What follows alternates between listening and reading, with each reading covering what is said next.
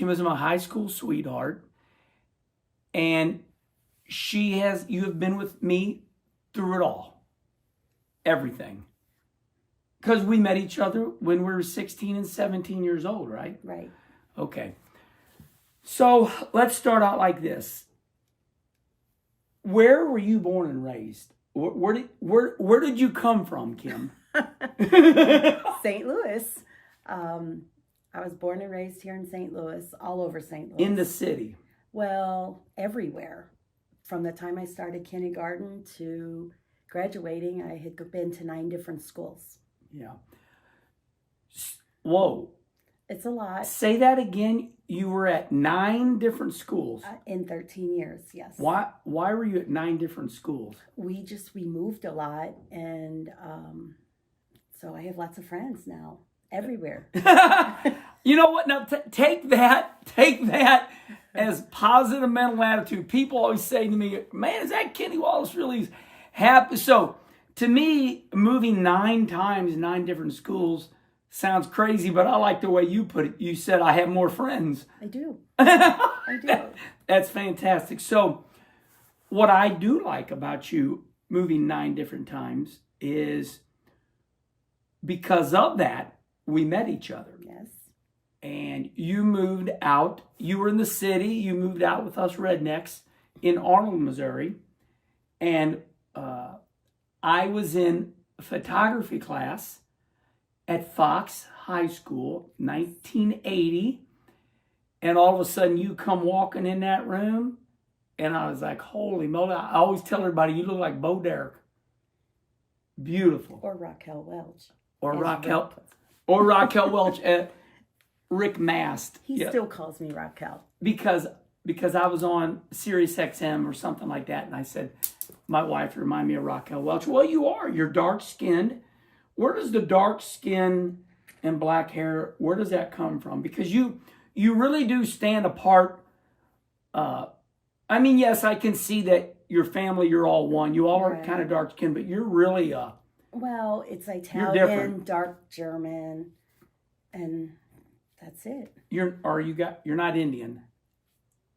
Somewhere along the line, there's a piece of it, but I don't know. Because your maiden name is Poole, but your mom's maiden name is Sunshine. Correct. But it's Sunshine. And they changed the spelling somewhere through the years. German. Yep. So anyway, you moved out with us rednecks, and I drove you nuts. I was flirting with you. Yes. What do you remember about us getting together? I remember that I missed you once you were gone, but you did drive me crazy. Why do you miss me? Because the class was kind of boring. Journalism is more boring than photography. So you were bored because I wasn't around anymore. Correct. So I'm the same way today. I drive people nuts, but when I leave, then they get bored. Yeah. I'm 58 and they're the same really thing. Drive me nuts. I'm used to it by now. So we'll get to that point. Okay. When we were in school, so we ended up I had to go to, third period or whatever it was. We went to it. We separated because of the way it was, school. Right. But then we were in our race shop one night. The phone rings. And I answered, Poor Boy Chassis, Rusty's business, Poor Boy Chassis. And do you remember what you said to me? I do. What'd you say? Because I know. Something about being a crime to want to go out with you, because once you were gone, I realized that I did like you. So you said. So I called you. I made the first phone call. Yes.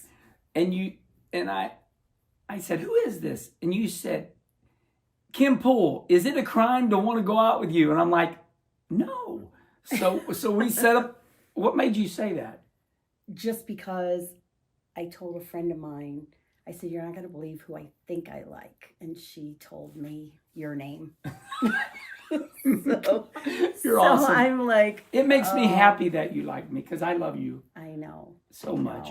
There's nobody like you. Yeah. What? Say that. There's nobody like you. that makes me happy. I'm going to cry if I don't stop. But anyway, moving forward.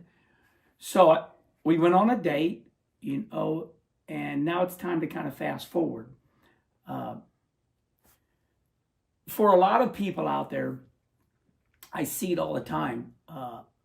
They get married, and their husband or boyfriend is a race car driver, and they don't take kindly to the racing because the racing consumes my life.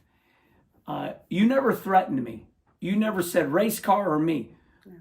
Why did you let me race? Well, there's a fine line there. You either accept it or you don't. It is a hard life, a lot of sacrificing, but I don't know. I had the kids and I was busy. And Hold on, though. We were boyfriend, girlfriend, and we were leaving every week. Right. I was with Rusty every week. But somebody had to work. You worked. I worked. We were broke, literally. I worked. You worked. What were your jobs? I worked in an accounting firm. I was jack of all trades at Pope's Cafeteria here in St. Louis. You worked at a cafeteria. In bank buildings, we did executive parties and we served the executives lunch. So Everybody it was always different. Everybody wants to know. So like say you made a whole bunch of spaghetti or potato salad. How would you save it for the next day? Or would you just throw that food out? No, Because it kind of like went a cafeteria. right. Well, some things were saved, some things went out. It just really depended, but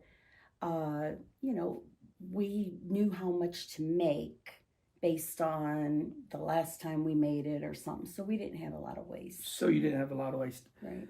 So I remember that you worked hard. You had a job. Tell me all your jobs. I worked at several of the different... Wendy's. I did Wendy's when I was 16. And Well, I was only I met you when I was I know, I was... 16, 17. Right. So I worked there. Somebody that I had babysat for, he says, as much of a babysitter you are, we don't want to lose you, but I really need you at the store. I was a good worker. And so I worked at Wendy's. Then I graduated. I went to Pope's Cafeteria, worked at several other different things. And then I worked at an accounting firm. And then I was going to a new job, and you stopped me from going because you said, we're moving. Well, you went to go to work downtown St. Louis at that rough was area. Yeah, that was And I came to pick you up after work one day, and I went, no.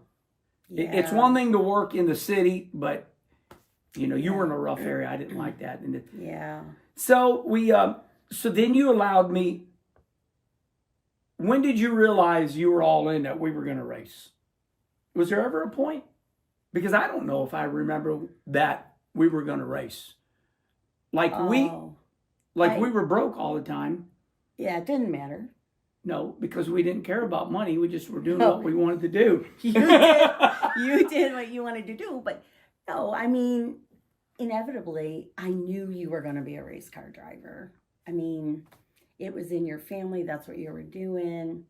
I just didn't want you to leave me in St. Louis and head to Charlotte. Oh. Yeah. So you knew I was going to race, mm-hmm.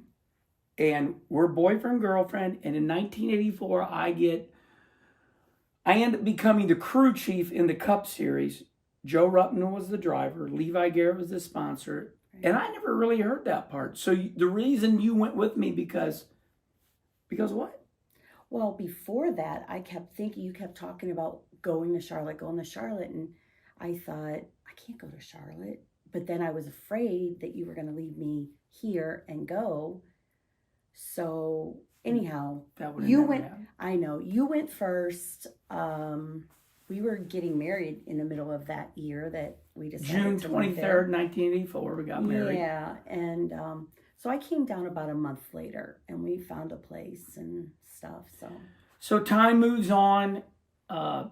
You went through some of my toughest times in racing. So I remember on the back of our hauler, I painted this thing. It said, tough times last a while, tough people last forever.